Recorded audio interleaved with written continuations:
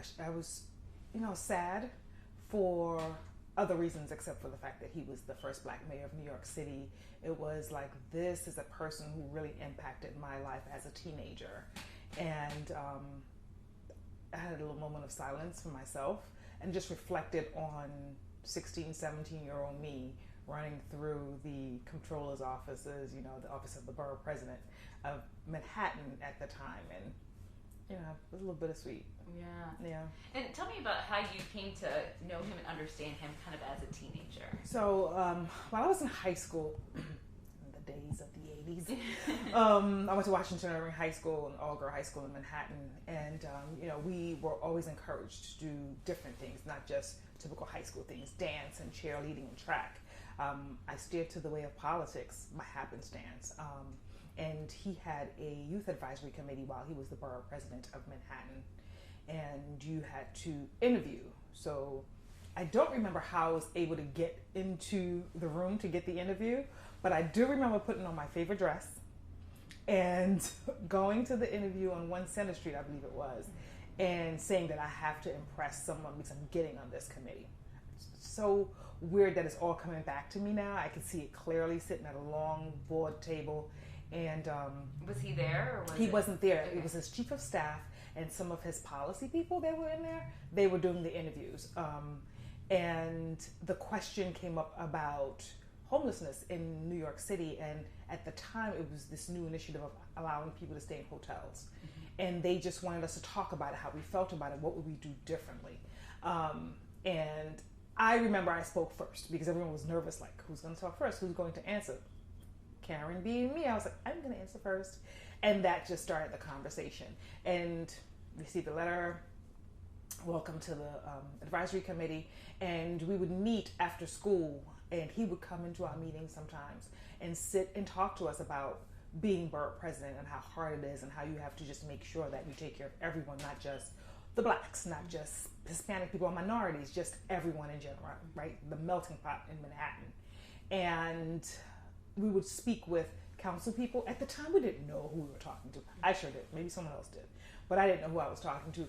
But I was impacting policy for the city of New York, for Manhattan, at the age of 16 and how 17. Does that make you feel? And as a 49-year-old, thinking about that, I was doing some major stuff, like, be super proud of yourself, right? Like, I am who I say I am, who I think I am. Sometimes we second guess ourselves. When you look back on what you've been doing for years and see where you started, he actually put the original battery in my back to make sure that community service was first and foremost in my life. He put the battery in my back to make sure that you hold politicians accountable and you make sure that the entire city is taken care of, not just your neighborhood, not just your cultural group, but just everyone in general, because you benefit from it. I can explain it that way now because I'm an adult and I've lived, but as a 16, 17-year-old, I just had different lenses.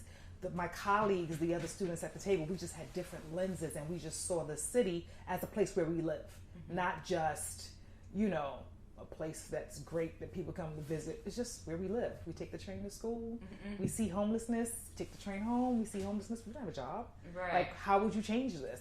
So we had kids' voices, but we were impactful because I want to say that we impacted policy.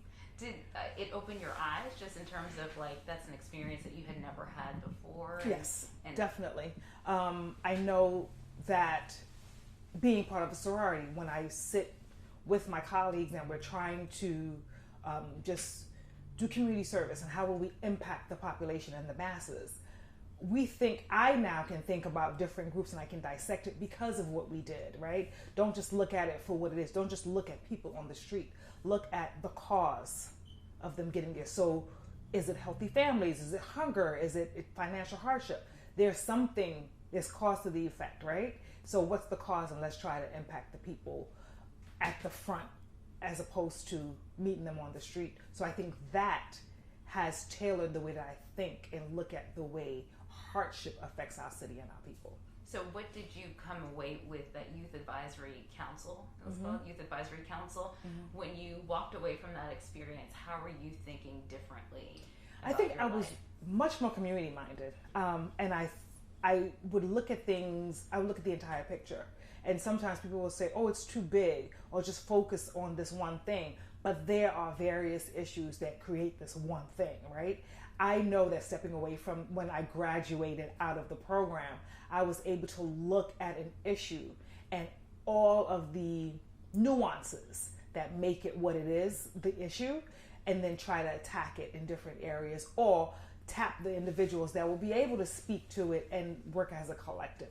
Definitely learned how to work as a collective. They would take us away camping, to walk in the woods, just to like freely think about issues that they would bring to the table. I'm 16 years old in the woods talking about policy. But now that I'm sitting here thinking about it, I'm like, wow, they were like, clear your mind, get out of the hustle and bustle, look at the situation now from the outside, and now let's put a plan together.